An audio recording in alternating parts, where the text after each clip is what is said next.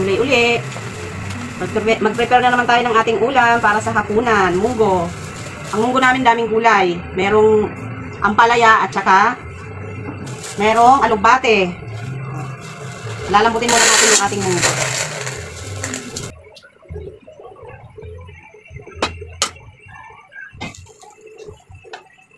Yung asawa ko gusto daw magkape.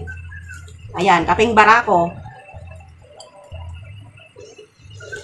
Kapeng barako, syempre from Batangas pa yan.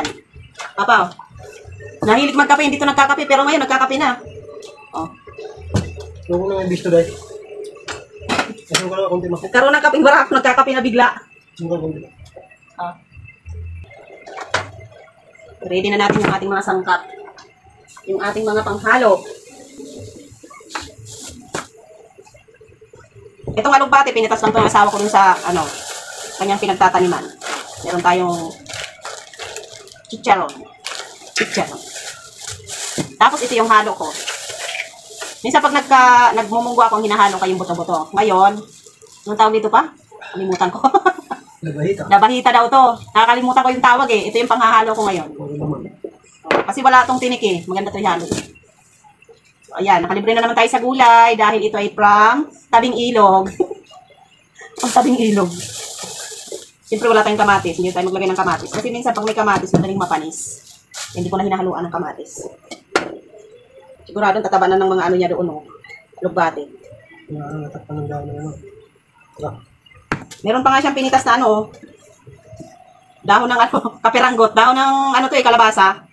Piranggot. Ayan, tinanggalan ko ng kasi parang matinik siya. Nakita niya daw doon, edit pinitas. Pagka ganitong alugbate, hindi ko talaga to sinasayang yung mga dahon. Lahat ng dahon talaga sinasama ko. Masarap kasi yung ganito. Tapos sariwa pa dahil kapipitas lang. Ayan, ito na yung ating alugbate. Napitas na, na. Ito naman tayo sa ating ampalaya. Dahon ng ampalaya. Tanggalan natin ng mga bungot-bungot. Ito tawag ito, bungot. Bungot-bungot. Masarap kasi yung medyo mapait-pait yung munggo. Minsan, buti nga ngayon may dahon. Minsan wala.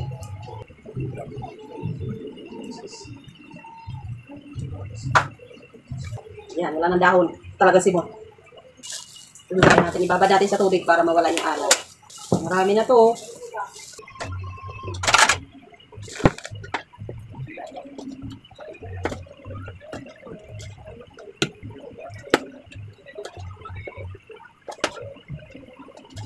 Masarap po sa gata.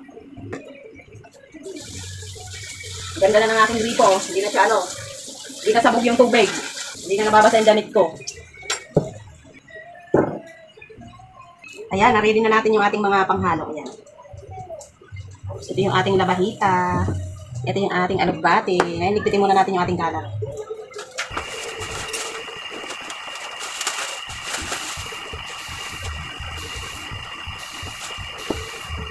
Habang hindi pa lumalambot yung ating munggo, maghugas muna tayo ng plato.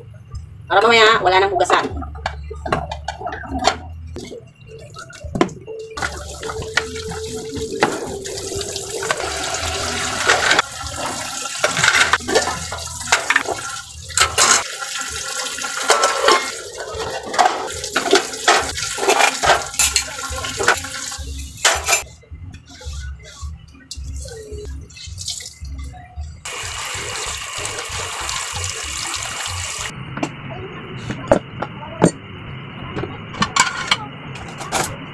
Saing na tayo kay gabi na.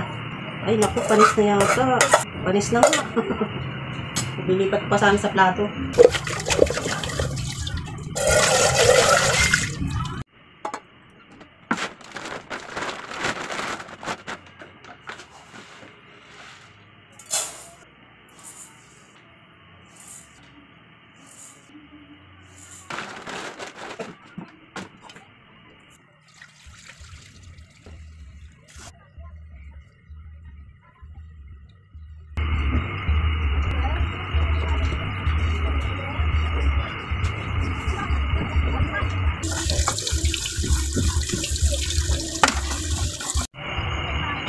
Ayan, malambot na yung ating munggo. Lalagyan na natin yung ibang rekado. Hindi na tayo magigisa para iwas mantika.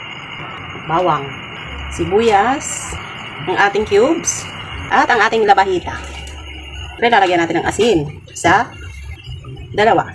At lalagyan din natin ng kunting magic. Ayan. Halo kay ube, cherries. Siyempre, hahaluin natin. Lagyan natin ng kunting patis, medyo matabang.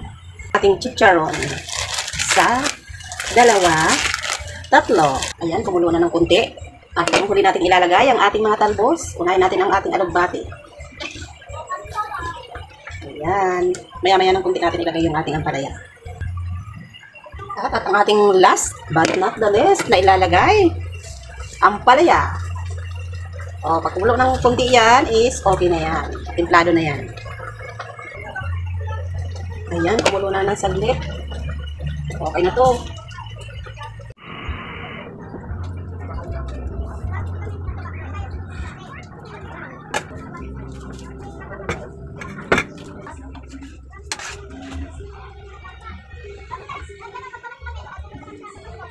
Okay na to.